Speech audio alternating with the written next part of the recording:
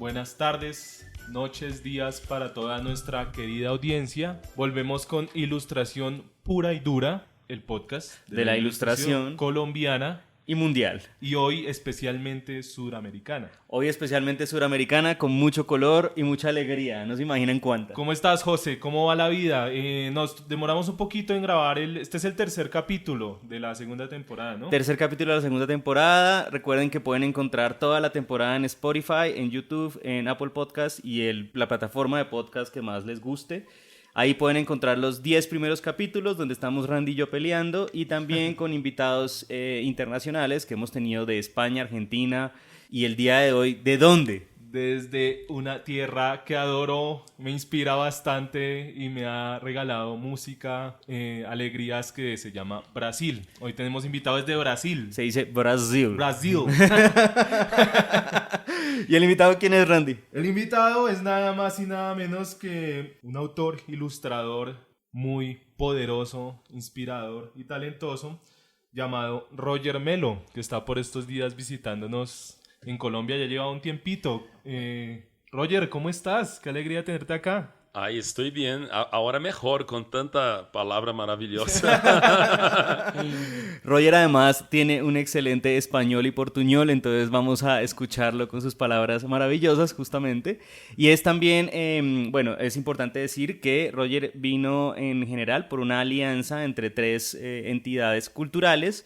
Una en Barranquilla, que era la que hizo el Festival Épico, estuvo por allá dando charlas, haciendo cosas y teatro, ya hablamos de eso. Círculo Abierto. Todavía, sí. Círculo Abierto. También Tragaluz Editores. Tragaluz con la Feria La Propia. Con la Feria La Propia, que van a hacer ahorita una gran cantidad de actividades, y Rogers va a ir justamente de Bogotá a Medellín. Y pues con Casa Tinta, entonces nos juntamos estas tres entidades para poder pues traerlo, y de hecho en general permitir que él pueda estar en estos tres espacios haciendo una especie como de rotación. Pero Randy, tú no te imaginas el rockstar que es Roger. No, o sea, no. Es en verdad, es como un ícono ya de la ilustración en general. Cuéntanos quién es. Un rockstar con camisa hawaiana. Me gusta mucho esa unión de elementos completamente. Yo reconozco que conocí recientemente apenas su trabajo y quedé muy impresionado. Y pues aquí junto a ustedes vamos como a saber un poco más de Roger, como a introducirlo un poco, como para empezar ya a entrar al núcleo de la conversación. Para contarles que Roger Melo pues es nacido de Brasilia específicamente, es un ilustrador, escritor, dramaturgo y director de teatro. Hágame el favor. Ha ilustrado pues más de un centenar de libros, muchos de ellos pues de los que ha sido autor también, porque no solo ilustra sino también escribe, y tiene una cantidad de premios impresionantes, o sea, en China, en Estados Unidos, pero podemos destacar algunos como el premio en Suiza, el Spazi Enfants en 2002, en Brasil el Jabuti en 2 categorías con su libro Meninos do Mangue. Y en 2014 fue el ganador de Hans Christian Andersen. Y Wikipedia me dijo que fue el primer ilustrador latinoamericano en ganarlo. Entonces me parece muy impresionante. Aguanta mencionar, Roger, quiénes han sido las escritoras que han ganado a Hans Christian Andersen, como para tenerlo aquí en cuenta y apuntar. 3. María Teresa Andrueto, Ana María Machado y Lígia Bojunga. Y son 3 brasileñas. No, María Teresa Andrueto es de Argentina. Ah, ya. Y Ana María y Lígia de Brasil. De Brasil, o sea, mire, Brasil es como una cantera de creación y de creatividad. Como Colombia, ¿verdad? Como Colombia. Además, el Hans Christian Andersen, para quienes no lo tienen muy claro, es uno de los premios, o el premio de los más importantes de ilustración y literatura infantil. Es otorgado en la Feria del Libro de Bolonia, que es como la meca de la ilustración en este momento. Entonces es realmente una gran presencia la que nos tenemos aquí al lado. Sí. A mí me da un poco de nervios y todo, ¿no te dan nervios? No, yo estoy un poco... estoy echándome cal en las manos porque el sudor no me deja agarrar el celular, pero bueno, no. Ahí vamos aflojando un poco. El capítulo de hoy no habíamos alcanzado a dar el nombre del capítulo, se llama La palabra es imagen.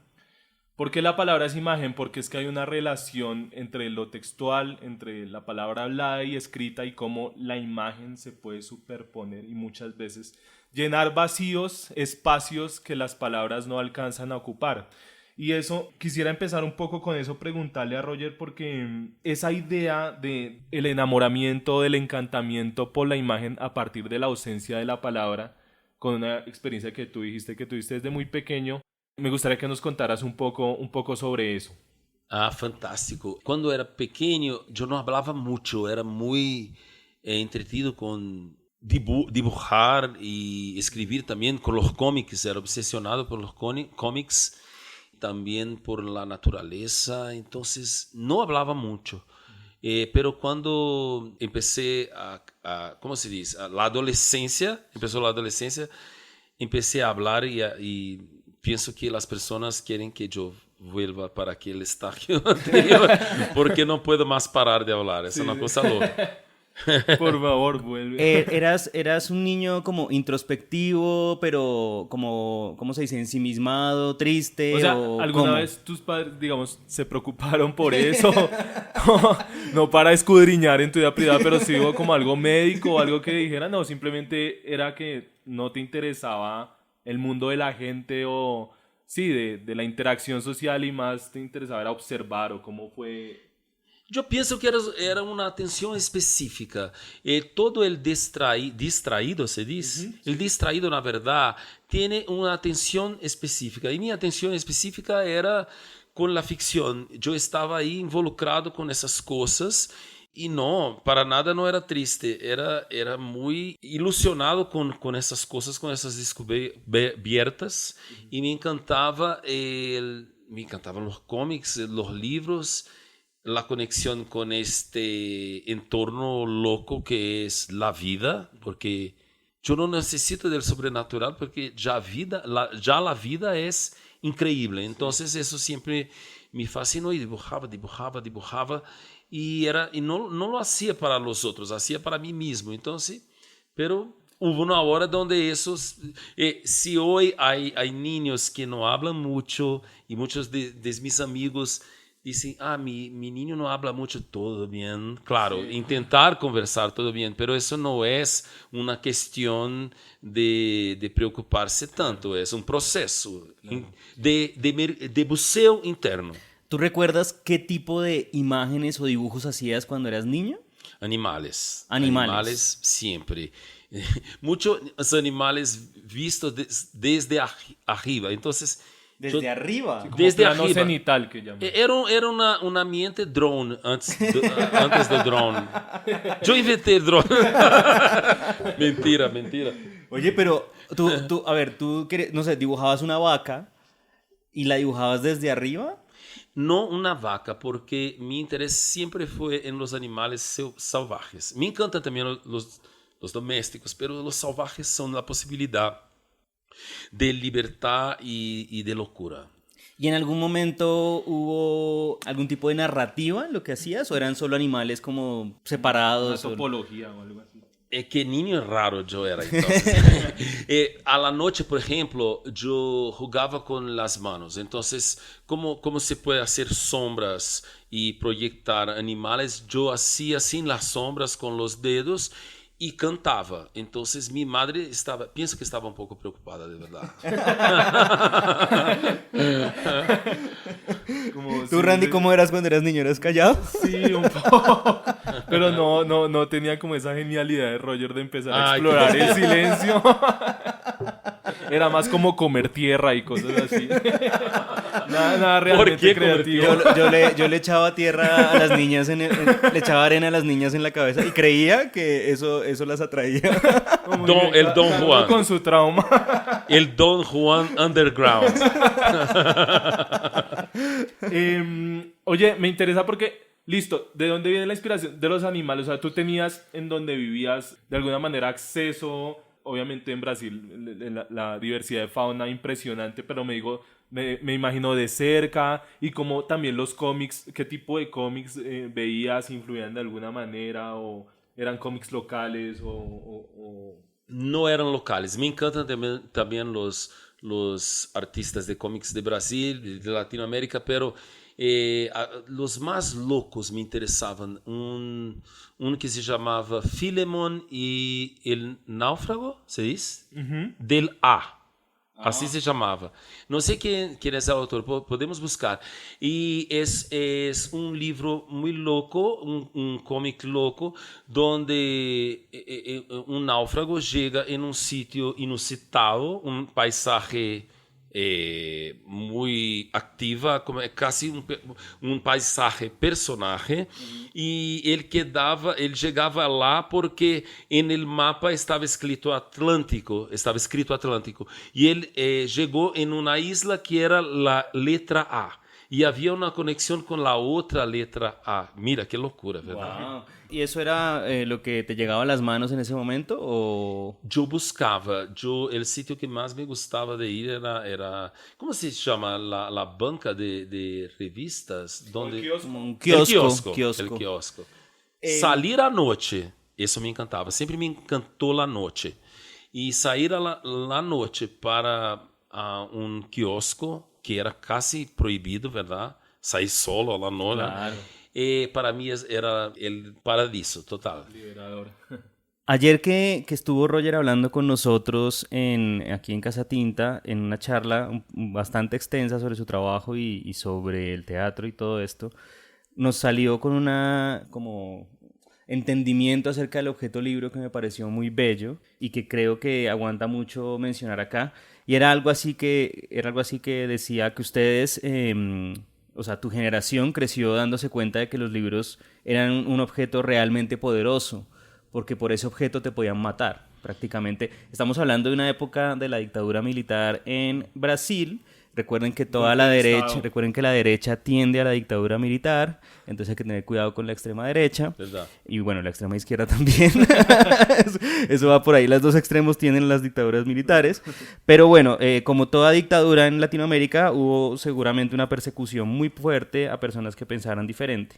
¿Verdad? ¿Cómo fue eso de observar este asunto de ver tal vez a los adultos hablando o a las personas cercanas a ti hablando como en bajito, no mencionando que están leyendo porque eso podría acarrear problemas? ¿Cómo te sentiste tú en esa época? Mi familia no era una familia subversiva, no, para nada, pero tenía amigos y parientes que estaban en células o que tenían libros solo por tener libros que fueron considerados proibidos en esta época. ¿Qué es un libro prohibido en esa época? Un libro proibido en esa época es cualquier libro que se parezca con un libro comunista o un libro con la capa roja. La portada roja es comunista, entonces la caperucita roja comunista. No, era así, porque normalmente las dictaduras no son brillantes, no son inteligentes. Entonces, por eso son autoritarios, porque tienen que impor, y si no saben impor argumentos, entonces le imponen de manera opresiva. Entonces, por eso no son personas brillantes. La dictadura en Brasil fue un periodo terrible por eso, porque era genocida, siempre fue estúpida, opresiva, y es un momento de mucha corrupción.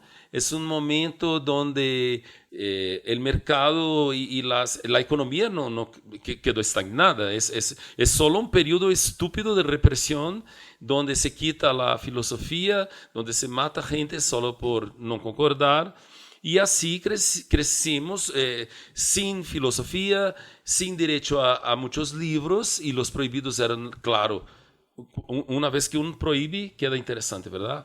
Y muchas personas fueron muertas y torturadas, y ahora en Brasil, en ese momento, en Brasil es con la extrema derecha, si hay gente que piensa que era un tiempo bueno y que nada de eso pasó, que había una guerra contra un comunismo transparente, un comunismo que no existe. Castrochavismo. ¿Verdad? ¿Y cómo considerabas, o sea, cómo tú veías eso, cómo lo vivías, qué pensabas tú? Porque lo que me dices es como lo que estaba pasando, pero en tu individualidad, ¿qué opinabas? ¿O no te tocaba como tal? ¿Tú ya eras adolescente? No, yo nací en el medio del acto institucional número 5, entonces yo puedo decir que crecí en este contexto. La ciudad fue creada por personas que planteavam uma utopia, uma cidade utópica baseada em la Carta de Atenas, baseada em princípios de educação. Havia Paulo Freire, pero mais em Brasília, Anísio Teixeira e Darcy Ribeiro. Havia a fantástica arte de Maria Martins, uma das artistas mais importantes de Brasil. E isso é interessante porque não só o livro quedava claro que era um instrumento poderoso, porque uno poderia desaparecer por isso, e não entendíamos muito bem isso, porque éramos muito niños nessa época, pero também o arte, porque em la ciudad, la sintaxis de la ciudad, los murales, Lúcio Costa pensou a urbanidade da cidade, Niemeyer hizo muitos edifícios e planeou, e também os educadores e as educadoras, pero a ideia de Niemeyer era que esses edifícios públicos estuvieran vestidos com arte. Então, a ideia era invitar pessoas como Atos Bulcão, Maria Martins, Ana Perretti, muita gente para ver. Então, en la ausencia de la filosofía, porque estaba prohibida, en la ausencia de autores de izquierda, porque estaban prohibidos, había la lectura visual de esos sitios. Eran también personas que estaban proponiendo cosas abiertas y que pueden ser entendidas como cosas peligrosas para un régimen autoritario que no quiere otras voces. Es muy interesante cómo cuando se genera un estado de represión, de prohibición, de alguna manera eso explota otra forma de denuncia desde el anonimato, ¿no? Y de alguna manera las artes, la música, la ilustración, la literatura pueden generar códigos de alguna manera que funcionen para comunicar esa denuncia, pasando ya sea desde el anonimato cuando se es muy directo o no sé, por figuras retóricas para hacerlo de manera más sutil y plantear ese ideal de que hay resistencia y hay represión. ¿Viste también, fuiste testigo de eso o cómo se vio eso en términos de murales, de música? Pienso que sí, porque es una, en este momento mucho, cuando estás en una cosa así, quieres salir de eso, ¿verdad? Entonces, me parecía también un momento interesante donde los artistas estaban muy unidos y había una comunicación entre diferentes camadas artísticas. Claro, la gente del teatro, mucho del teatro, la gente de afiches caminaban juntas, de la música, todo era como un movimiento también donde la pared y a la camiseta son libros también, son como una forma de no solo de protestar directamente, esa es una de las maneras, pero mucho de un hacer poético que esconde la libertad, una propuesta de libertad, de pensamiento.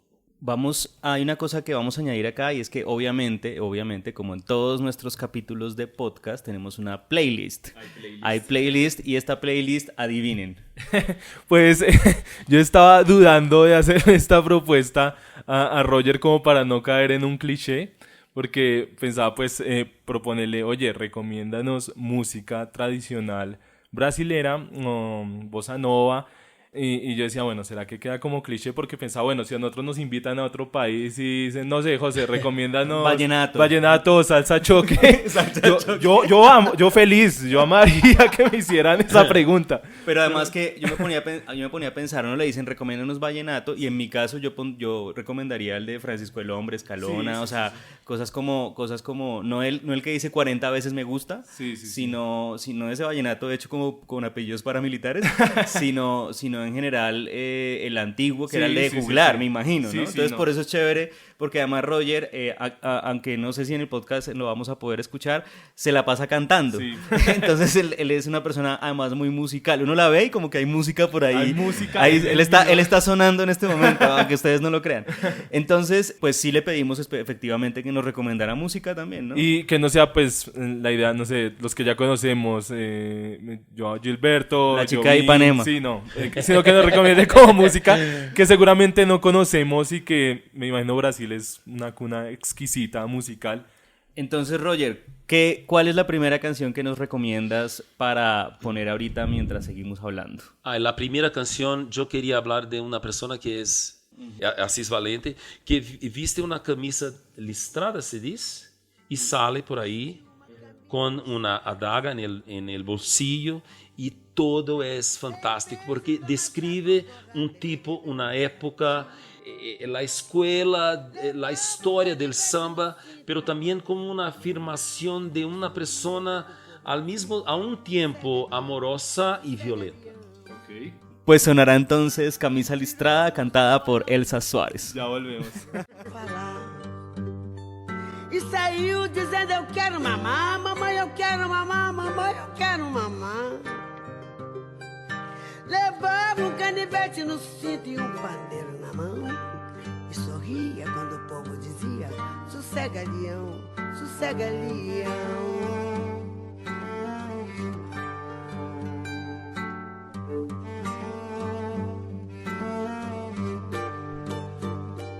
Levou meu saco de água quente pra fazer chupeta. Bueno, seguimos acá con esta charla con Roger Melo. Vamos a adentrarnos un poco más ya en la carne, en la esencia de su trabajo. Y siempre cuando se habla de la obra de Roger, siempre hay como un común denominador en el que todos coinciden, que es una exploración cromática muy intensa, muy en donde explora mucho, donde está muy presente el color, casi que se vuelve un elemento narrativo. Entonces quisiera que hablando de eso, del color, siendo protagonista de tu trabajo, me llama un poco la atención cómo hay algunos libros en los que la ausencia del color, de alguna manera, o la simplificación de incluso logran un mensaje más poderoso.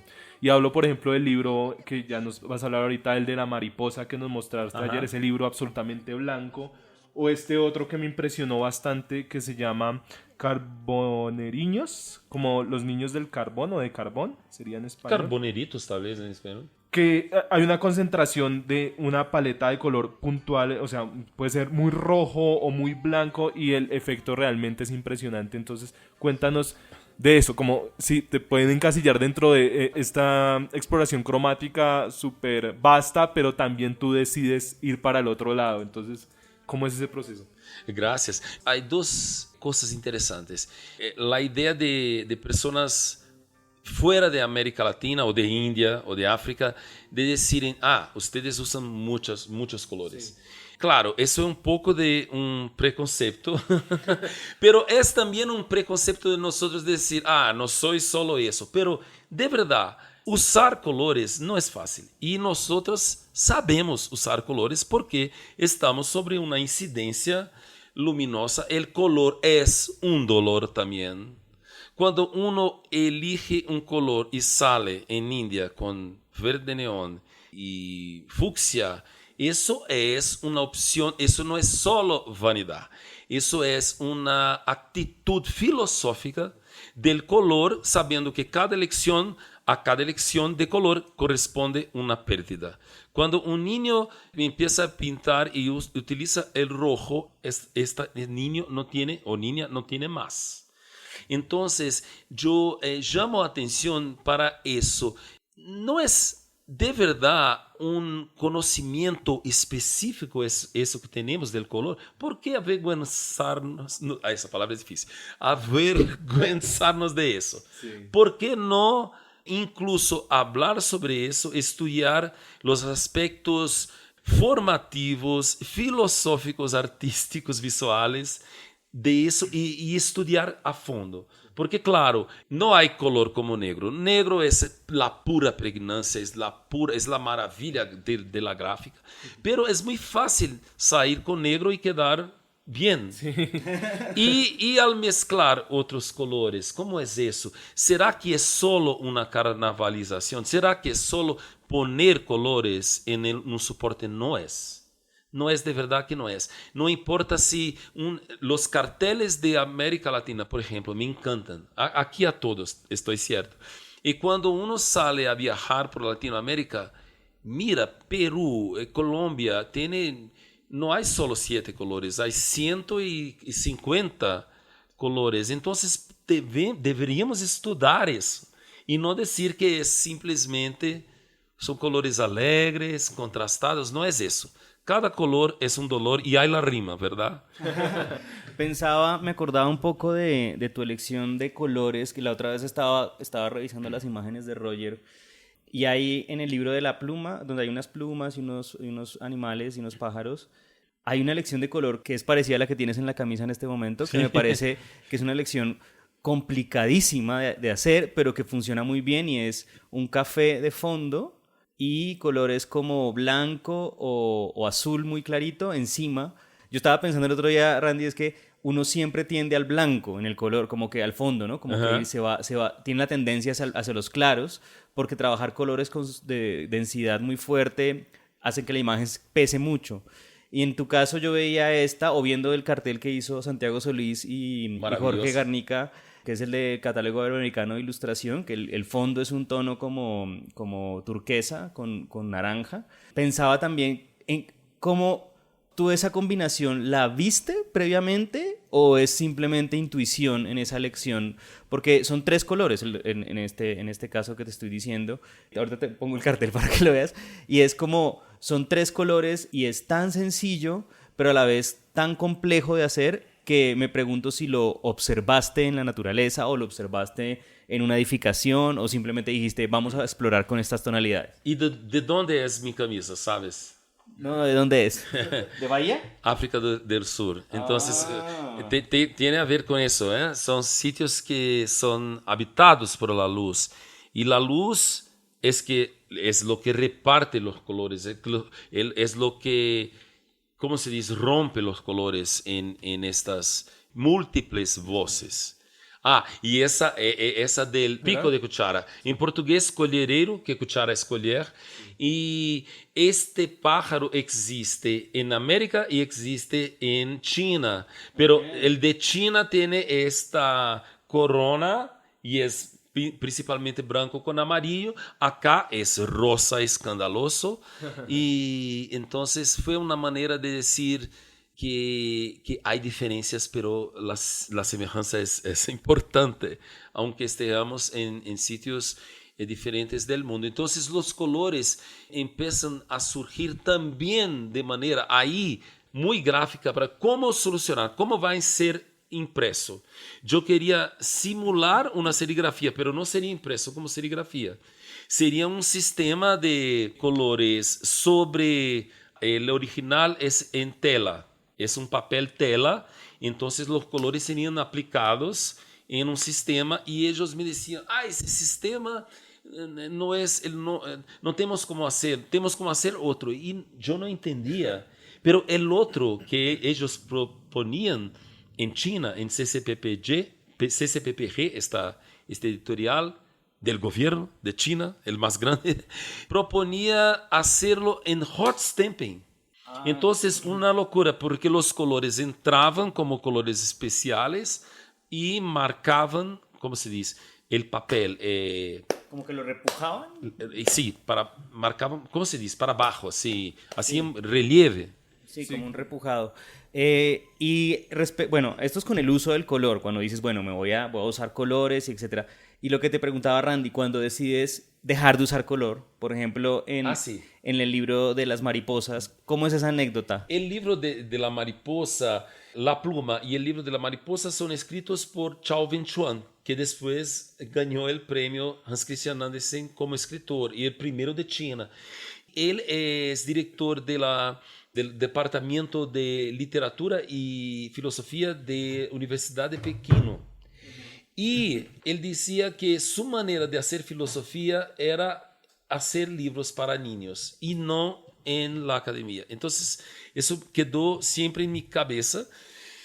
yo quería hacer filosofía a través de estas imágenes y con la pluma hicimos con colores y hay una mezcla de China y Brasil. Hay una idea, él habla mucho de un fondo lleno de árboles y nada de eso quedó, porque él ya habla de eso. Entonces yo hacía los pájaros como el elemento natural y como mi relación Brasil-China me llegó la lectura primero por la porcelana, los libros que llegaban y yo no, como niño no había ido a China, todo era posibilidad no concretizada. Entonces, de verdad, yo empiezo a trabajar como un elemento opuesto a la pluma de los pájaros que están ahí y a su elemento natural, orgánico, al artificio, el primer artificio, eso aprendí en Corea, que hizo la humanidad, que es la cerámica. Y es también el primer papel de, por ejemplo, un país inmenso como China. Mucho de la primera, a veces las personas dicen, ¿cómo surgió la palabra? ¿Cómo surgió la escrita? No surgió de manera uniforme. No, ¿cómo surgieron las escrituras? Aquí en Latinoamérica es una cosa, en China es otra, en China hay varias, y en el mundo así no hay un origen, hay varios. Y ahí estaba la porcelana y los colores. En borboleta es mariposa en portugués. En mariposa limón, él ya habla de una mariposa que busca un campo de flores. Así parece tontería, ¿verdad? Pero la búsqueda, con sus palabras, es una búsqueda esencial de una persona que no es humana, pero es una persona que busca casi el imposible, porque está ahí, hay nieve, hay un caballo que dice, no hay aquí por perto, pero hay flores bajo el agua. Y qué locura, ¿verdad? Y yo leí eso y me pareció con mi cabeza pragmática, que no soy tan pragmático así, que eran corales sobre el agua. Entonces yo opté por hacer blanco, pero blanco como color. No blanco como ausencia de color. Sabemos que una página normalmente va a ser blanca porque por la transparencia de los colores que van a vir.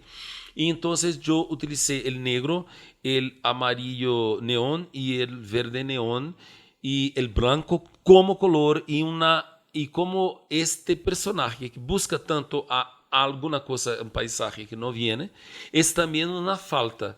Entonces hicimos un cuchillo en el papel. Como un troquel, se dice en español. Sí, para hacer en el medio mismo de las páginas mariposas de diferentes tipos, porque si este personaje busca, no encuentra, es una falta y también es un cambio, una metamorfosis, no de un gusano en una mariposa, pero de una mariposa en otra mariposa, y al final la mariposa tenta bucear a través del agua para las flores, toca el agua una vez, dos, en la tercera no vuela más.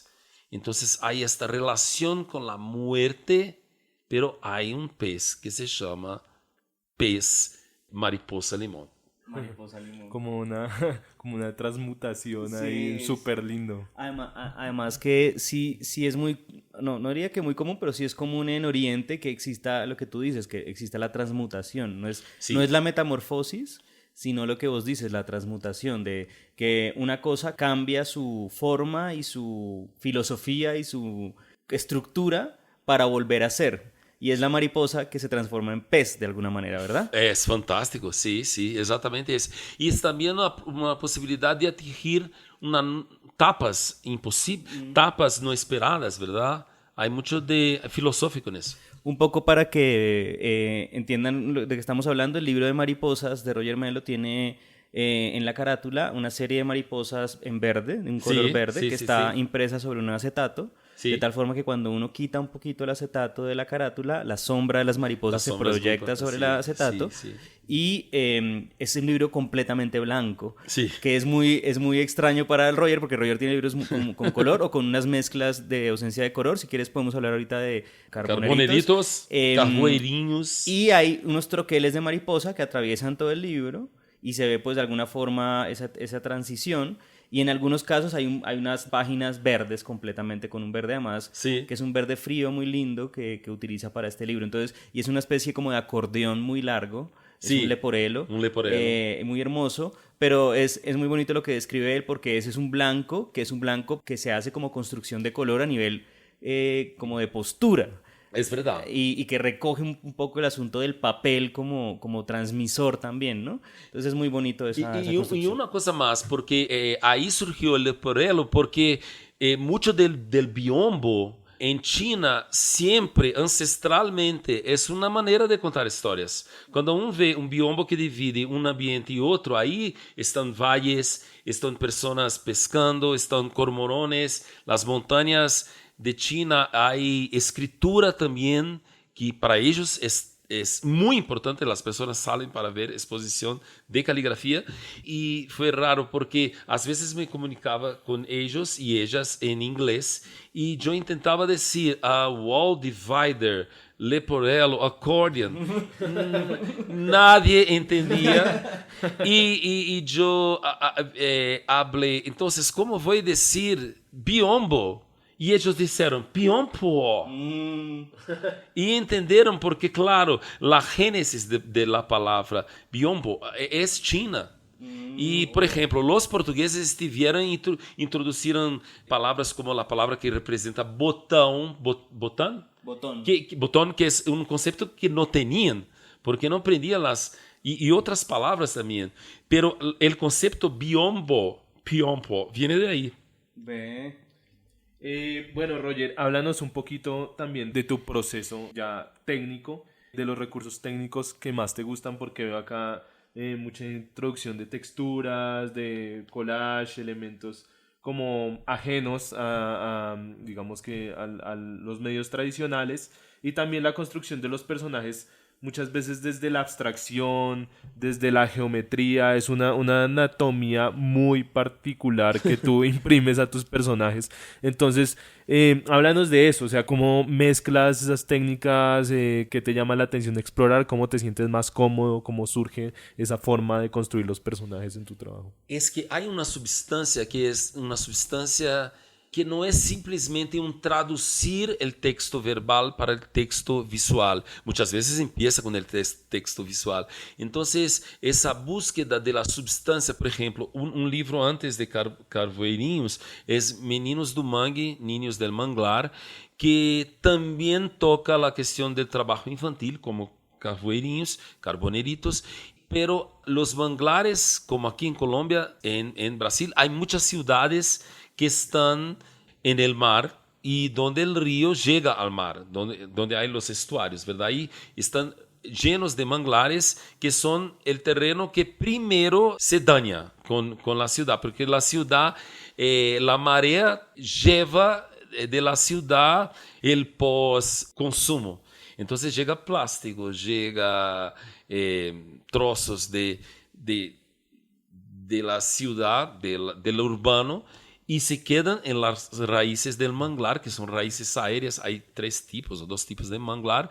Y el manglar es muy interesante porque es una vegetación que protege. Primero es un sitio de cuna de vida marina. Sin manglar no hay pescado, no hay camarón, no hay...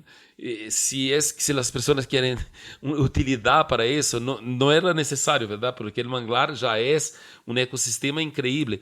Pero protege la costa de las embestidas del mar, pero también acaba siendo este sitio donde queda toda la basura que producimos.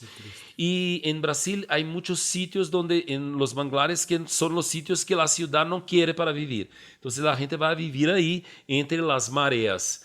El intervalo de las mareas, 6 horas bajas, 6 horas altas, 6 horas altas, 6 horas, son 4 mareas en el día, más importante que noche y día. Y entonces yo empecé a hacer este libro, Niños del Manglar, que define, por ejemplo, una técnica que es mirar la basura en las raíces. Entonces yo no sabía que plástico se puede plegar en papel. Entonces intenté y quedó. Pero nada más quedaba arriba de esa cosa volumétrica, essa coisa enorme que era um papel lleno de plástico, e eu comecei a circular e comecei a usar, isso já usava muito a tinta de parede. Então, a técnica vem não de um conceito, porque muitas vezes não se trata, e vejo que as pessoas não entendem isso, que não é hacer solo simbologia, porque isso é uma maneira de traduzir imagem em palavras. Não, é imagem em imagem. Então, a substância, como é este suporte, que é essa superfície áspera que pode quedar interessante, porque uma coisa é verdade, o arte se alimenta muito mais da contradição que de la belleza. Então, quando uno vê uma cena como essa, terrível, de poluição, de pessoas vivendo em meio à basura, e surge um robô japonês com colores cítricos, e surge um cangrejo rojo. É bonito esta coisa terrível. Sí. É uma beleza de la contradição. Não é beleza, é expressão. Bueno, buenísima esta descripción de algo. Roger, ahora cuéntanos una segunda canción para darle ambientación a a darle una ambientación a esto que estamos hablando. Sí, va a ser de un cantor, compositor contemporáneo de Brasil, que es de Maranhão, que se llama Zé Cabaleiro y se llama Boi de Achixe. Listo, entonces vamos con Boi de Achixe de C. Caballero. Espero no estar Tu portugués está genial. Esa pisoteada del portugués de Mis 30 minutos de portugués están en su punto. Perfecto portugués, prácticamente un maranhense. Ya volvemos.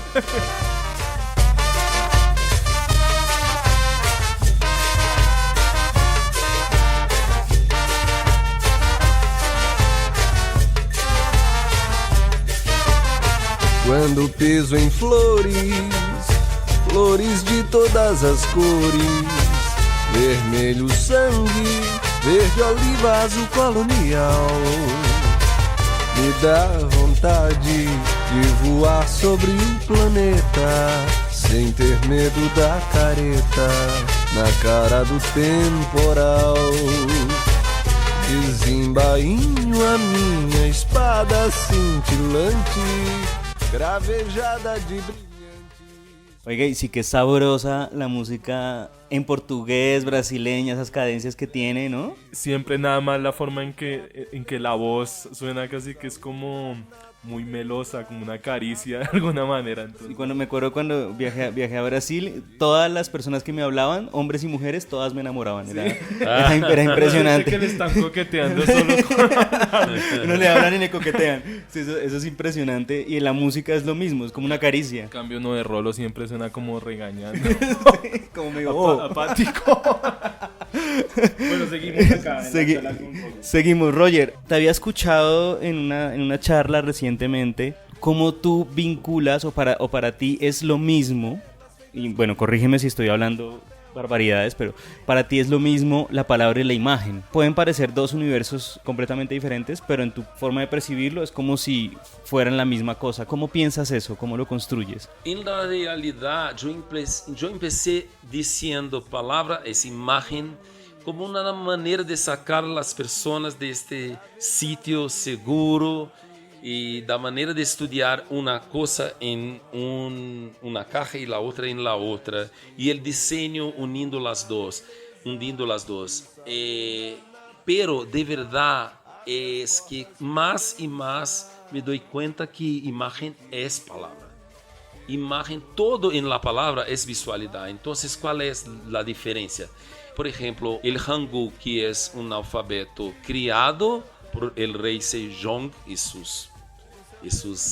su turma en 1400 y pico, para hacer con que las personas pudieran leer, porque el alfabeto chino era muy difícil, era solo para los nobles y los clérigos, y él hizo eso escondido. Es un alfabeto baseado en la forma de la boca, de la lengua. Entonces es un alfabeto que viene de una sugestión sonora, pero también traducida en forma de imagen. Entonces, la escritura impresa o la escritura en la pantalla es imagen 100%.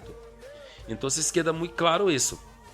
Y cuando recientemente me encontré con un chico de 3.000 años atrás, que era un escriba de la ciudad de Abidos en Egipto, ahí se decía, un escriba es una persona que escribe, ¿verdad? Pero tal vez sea una mala traducción, porque ellos decían sesh. El verbo sesh significa escribir o dibujar, que es grafar. Hablábamos de eso también, porque cuando en la película sobre Sebastián Salgado está escrito fotografar, foto, luz, grafar, escribir o dibujar. Dibujar o escribir. Entonces, cuando el escriba habla de su capacitación, su oficio, su vida, su preparación de toda una vida de oficio artístico, porque arte pasa por oficio, no es una cosa que viene, el arte es oficio, es quedar cada vez más artista como una construcción. Eso es muy importante de entender. Él habla que él y su hijo van a tener eso que le es dado por el Dios de la caligrafía, pero es parte de ellos saber escribir, diseñar, dibujar los músculos de un hombre cuando huye de un hipopótamo. Entonces es así de específico. Y empieza a aprender la anatomía femenina, pero cuando está hablando de escribir, habla de forma visual. Entonces, más y más queda claro que la separación entre imagen y palabra es mucho después de la origen de un libro hecho para ser vendido. Porque hasta Bicheng, otra vez más un chino, la prenta móvil no existía. 400 años después, Gutenberg no inventa, pero adapta, y eso es muy interesante, y se hacen libros imprenta. Entonces, era imposible tener un libro. Un libro se podía, tal vez, muy difícil, tener acceso a un libro, porque solo gente muy, muy poderosa o muy rica tenía libro y las personas podrían matar o morir por un libro. No era así fácil ir a la librería. Como en la dictadura, es como es como un círculo, ¿no? No, pero ahí vale la pena morir. No es por una tontería como esa gente de farda, que no sirve para nada. Bueno, y hablando un poco del oficio artístico, nos interesa saber cómo percibes la ilustración contemporánea en Latinoamérica. O sea, respecto a cuando tú empezaste tu carrera, respecto a ahora, ¿cómo ves a los autores latinoamericanos? O sea, ¿que abrazamos una identidad para contar desde nuestro territorio? ¿O lo ves como una cosa más globalizada que se siente de alguna manera estéril, ajena o sin identidad? ¿Cómo ves eso ahorita respecto a cuando empezaste? No, la escena es fantástica. Ahora hay artistas contemporáneos experimentales, yo diría más que en los libros para adultos, yo diría, porque hay una búsqueda y hay una procura de voces visuales. Entonces, hablando específicamente también de escritoras y escritores, pero de diseñadores, ilustradores, ilustradoras para niños en Latinoamérica está una maravilla, pero siempre fue también. Es que mucha gente no se conocía. Yo no conocía muchos artistas de Brasil, pero ahora conozco. No es una cosa que inventamos para nada, pero me encanta ver que más que todo hay mucha gente experimentando. Aquí en Colombia es una locura. Hay gente maravillosa y mira que a veces la exploración, experimentar con materiales, técnicas y procesos diferentes surge desde la misma ausencia de academia, porque por ejemplo en Latinoamérica y bueno acá en Colombia la ilustración como academia no está establecida completamente, salvo en espacios como Casatinta, que se ha venido como dándole más formalidad al estudio de la ilustración, pero como dentro de la academia no está completamente formada. Entonces hay mucha exploración autodidacta que de alguna manera me parece que genera ese tipo de lenguajes muy diferentes y muy ajenos e inusuales respecto a lo que uno esperaría desde la academia para Es verdad, es verdad. En Brasil también tampoco hay un poco, empieza un poco más, pero no hay siquiera un sector ilustración como un curso. Son materias en el curso de diseño, donde es complejo porque en el curso de diseño yo hice diseño y fue fantástico. Lo mejor que hice es hacer ESD en Brasil, en UERJ, en Río de Janeiro, pero lo que pasa también es que era interesante, era importante que, aunque esto genere ese carácter experimental, que hubieran cursos universidad. Claro, porque la universidad permite también que esa búsqueda se registre. Hay mucha gente investigando, eso hay mucho, y en toda Latinoamérica, hay en Colombia. Colombia es un centro de estudio, es fantástico. En Brasil ya hay mucha gente buena investigando también. Hay mucho investigador artista con una mirada amplia. Yo sé que muchas veces la academia va un poco despacio, va mucho atrás. Claro, porque es importante que haya.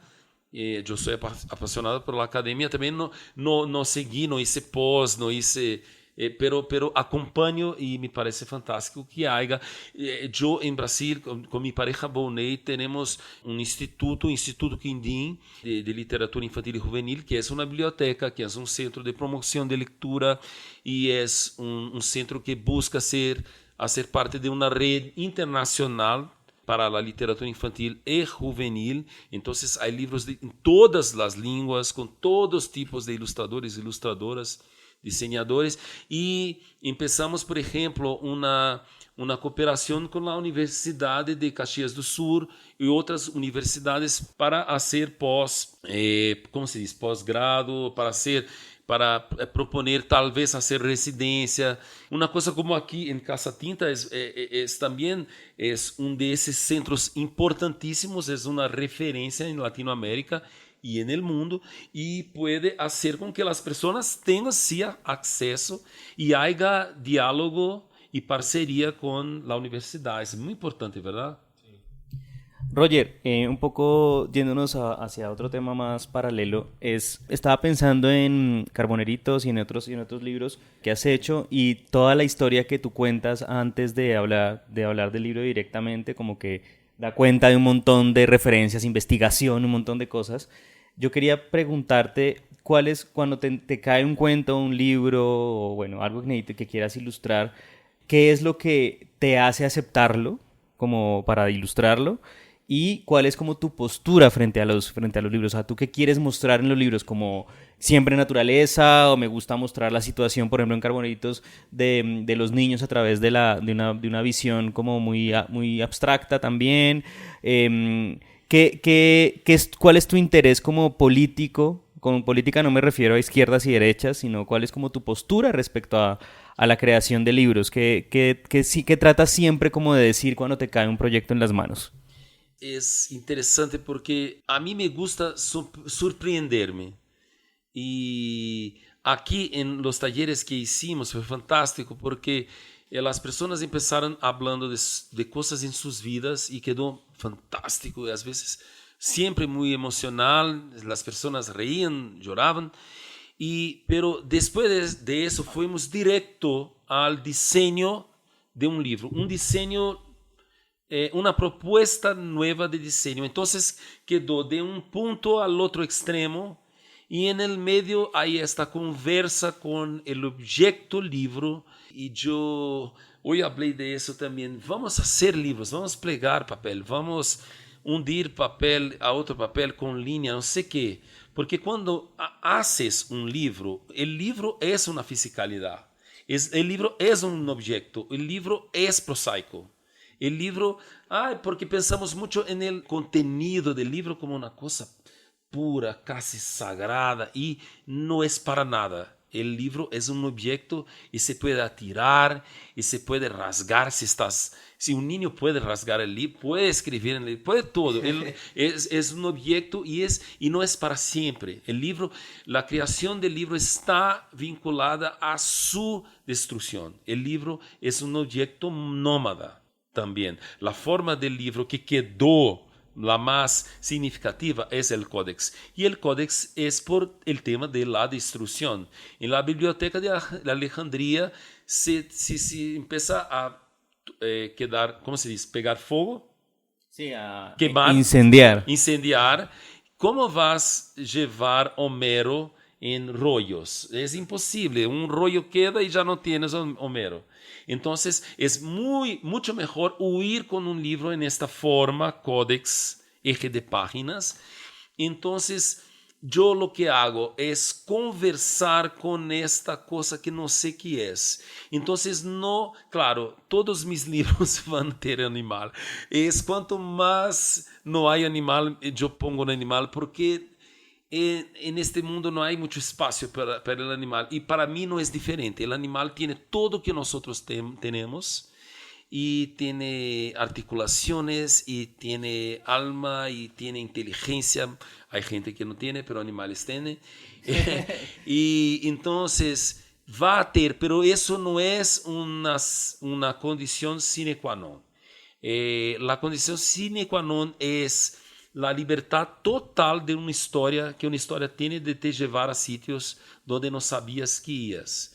Es no saber dónde ir y a través del diálogo con este objeto prosaico que es el libro, llegar a un no lugar. Entonces vamos con, antes del cierre, a escuchar otra de las canciones de este maravilloso playlist que nos está regalando acá Roger. ¿Cuál es la próxima? Muy especial. La próxima es una muy especial, no es tan conocido, es muy conocido en el sur de Brasil y es un excelente poeta, un excelente músico, compositor llamado Vítor Ramil. La canción tiene que ver con eso, tiene que ver con fuego. Hablamos de fuego en Carboneritos, hablamos de fuego, de la destrucción de las bibliotecas. Entonces, no es céu. Entonces vamos con Now es Céu de Vítor Ramil y canta también Milton Nascimento. Listo, ya volvemos con el cierre del capítulo. Qué portugués el tuyo. Não é céu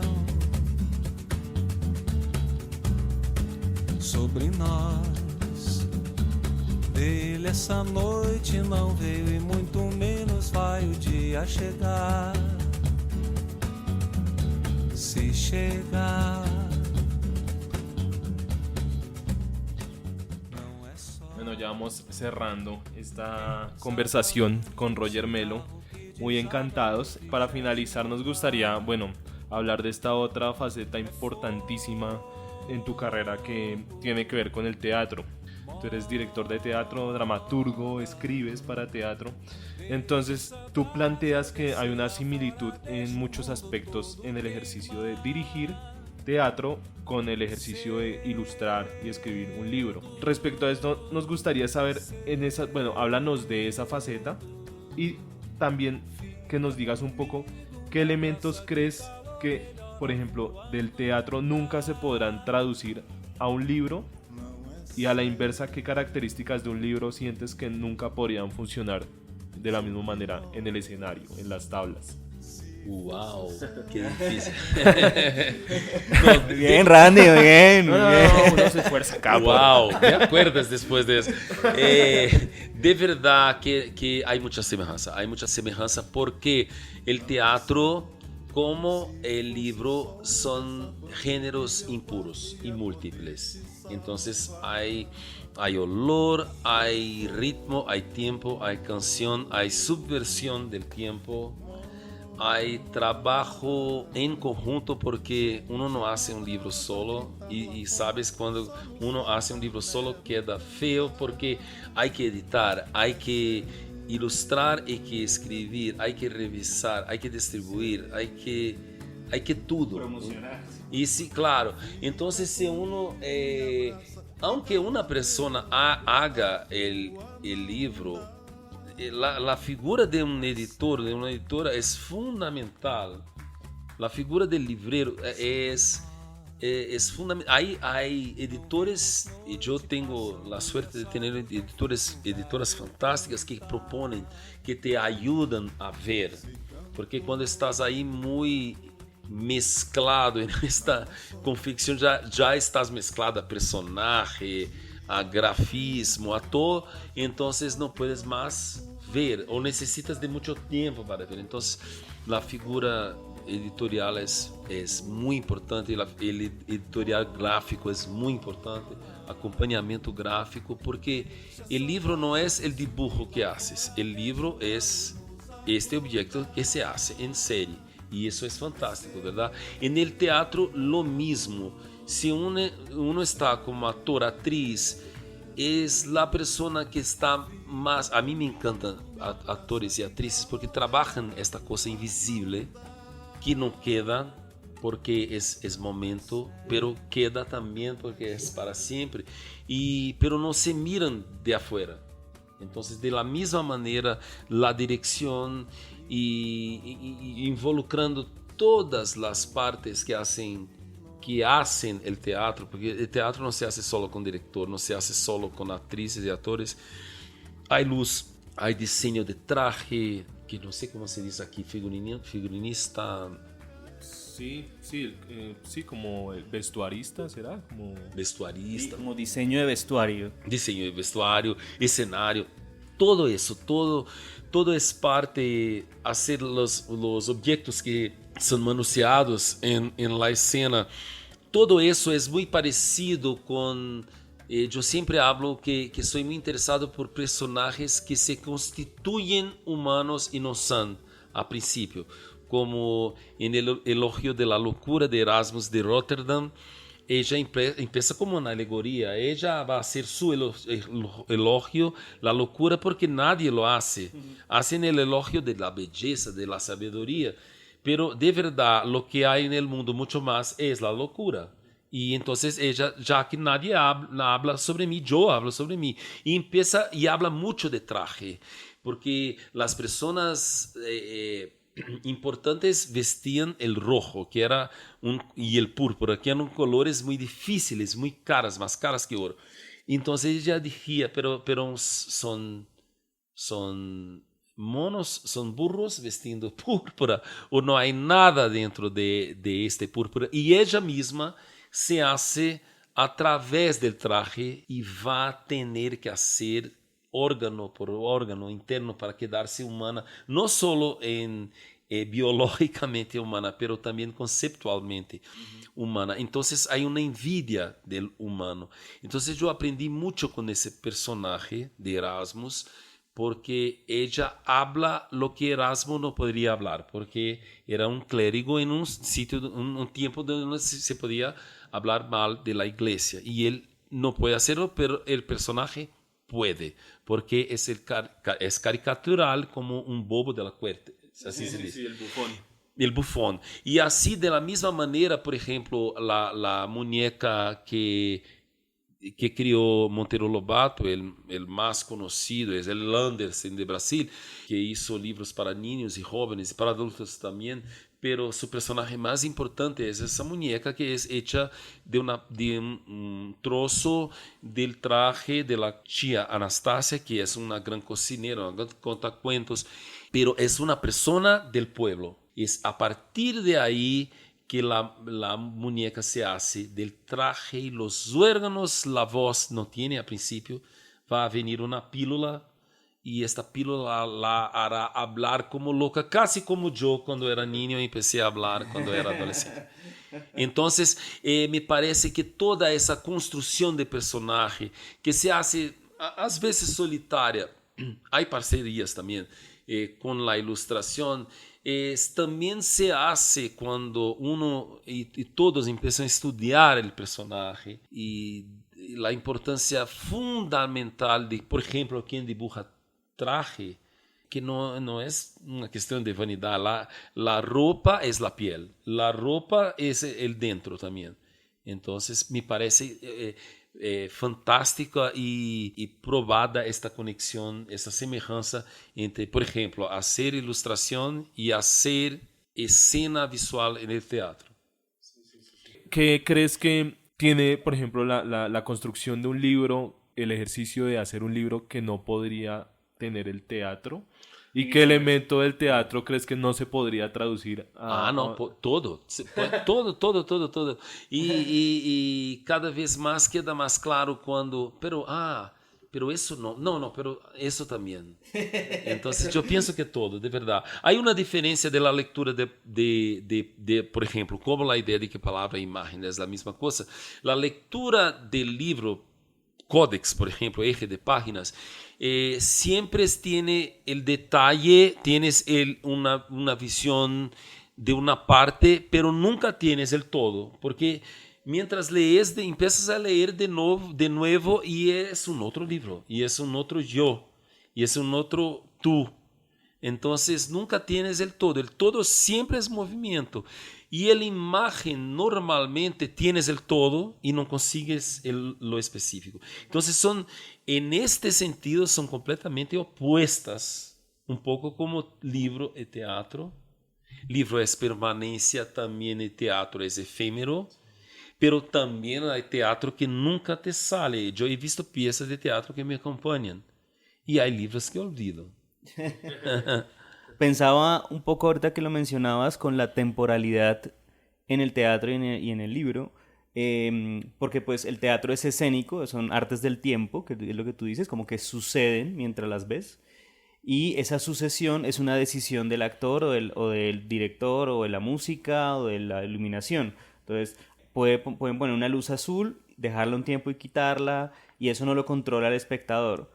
En cambio, en el libro, el espectador controla el tiempo como que en el que se sumerge en cada página, ¿verdad? Y es ahí donde me imagino que tú como ilustrador, lo digo también por los libros que tienes, le das al lector esa posibilidad de alojarse en esta doble página, como tengo un montón de detalles y de colores que contarte, entonces quédate un rato más, ¿sí? Luego pasa a la siguiente. Isso é muito interessante que dijiste, porque Odilon de Moraes, meu amigo, fantástico ilustrador também, investigador, diz que en el livro vai haver um tempo. Então, tem que haver com isso que hablas. É um tempo sugerido por quem hace o livro e é um tempo que o lector, a lectora subverte. Entonces, cuando hablas también del tiempo en el teatro y en el libro, hay una distinción del tiempo que es siempre un tiempo interno. Es un tiempo que se entrega, pero un tiempo que se subverte también. Qué bonito eso. Sí. Algo más para añadir en este cierre. Con Roger quedamos ensimismados. Quedamos ensimismados. Yo estoy ensimismado. Existe esa palabra en portugués, es linda, ¿verdad? Ensimismado. Es una palabra frase, ¿verdad? Ensimismado, sí, sabes que sí. Una última pregunta, Roger, y es, ¿qué viene? ¿Qué viene en tus días, en los días futuros este año? ¿En qué proyectos estás? Los viajes, Roger es una persona que además viaja y viaja y viaja y viaja. Dice que el 2/3 de su vida ha viajado. Sí. Entonces, y sobre todo viaja a Corea y a No, quiero morir viajando, quiero morir. Ah, ok. Entonces quería saber cuáles son los proyectos. No quiero morir, pero quiero morir. Ya. Pero te iba a decir, preguntar ¿qué hay en la frontera, en el horizonte? En este momento sobre proyectos, sobre futuros. Miles de proyectos, me toma mucho tiempo hacerlos, pero yo arreglé con Mariana Massarani hacer un libro de ideas porque no va a dar tiempo de hacer en esta vida. Eso está buenísimo. Excelente. Es un libro de ideas que no vamos a hacer. Cuando alguien, la persona robó mi idea, pero hay tantas otras ideas vienen de ahí, puede robar. Por favor, robe. E eu estou terminando um livro com um editorial global que se chama Espinho de Arraia, Mantarraia, Raia, Espino, Espina. E há 10 anos que hago este livro. Sempre me toma muito tempo. Não quer dizer que passei 10 anos de minha vida fazendo isso. Quero dizer que empiezo e paro e penso e me alejo e me acerco.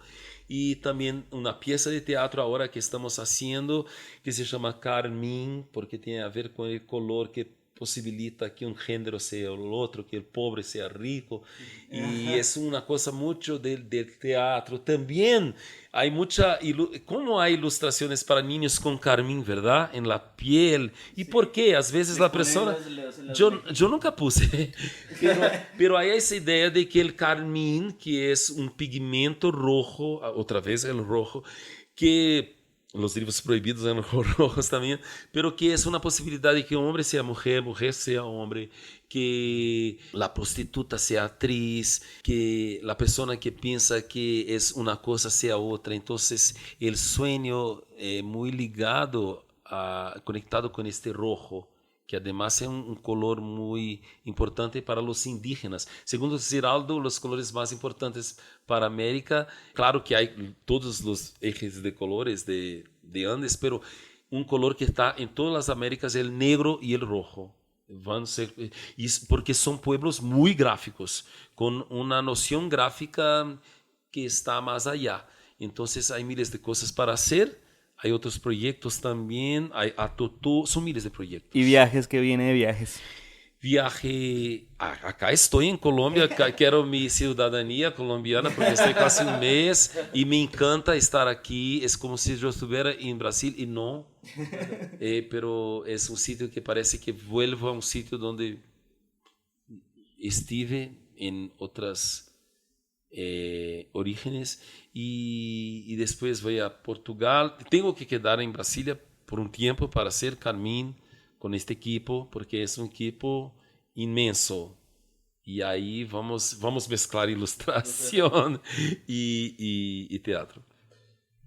Pues nada, Roger, muy agradecidos por contar contigo hoy. De verdad, pues nos dejas con muchas ideas, muy inspirados, y qué bueno poder dejar porque ayer estuvimos en la charla, pero pues eso se queda ahí. Acá afortunadamente con ilustración pura y dura podemos dejar esto ahí en la nube, en el registro para que nuestros miles de escuchas puedan disfrutar en la sabiduría de Roger. Entonces, no, gracias por estar, y pues cerramos con...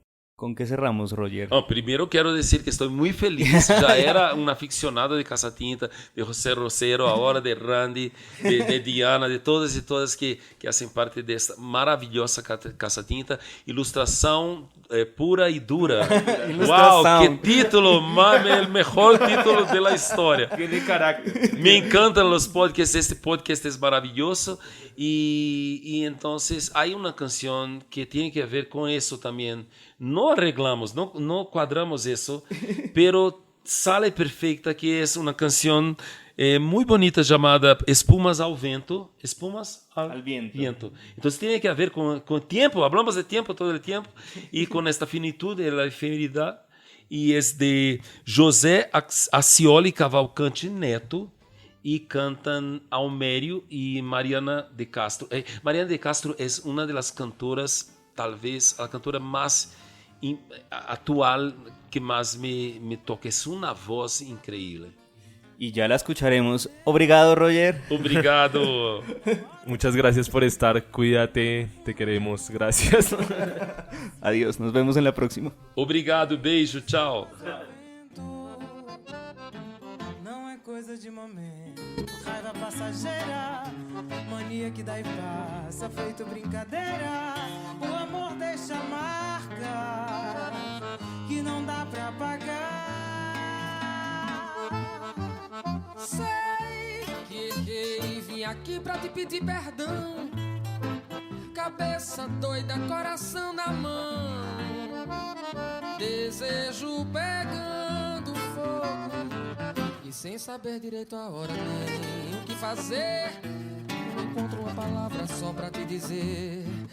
Mas se eu fosse você, voltava pra mim de novo. E de uma coisa fique certa, amor, a porta vai estar sempre aberta, amor. O meu olhar vai dar uma festa, amor, na hora em que você chegar. E de uma coisa fique certa, a porta vai estar sempre aberta. Meu olhar vai dar uma festa na hora em que você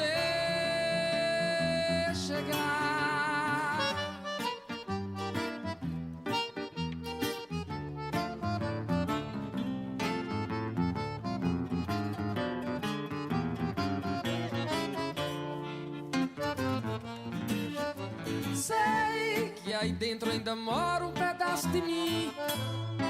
Um grande amor não se acaba assim, feito espumas ao vento. Não é coisa de momento, raiva passageira, mania que dá e passa feito brincadeira. O amor deixa marcas que não dá pra pagar. Sei que errei e tô aqui pra te pedir perdão. Cabeça tonta, coração na mão, desejo pegando fogo, sem saber direito aonde. Tenho que dizer, eu não encontro uma palavra. Mas se eu fosse você, amor,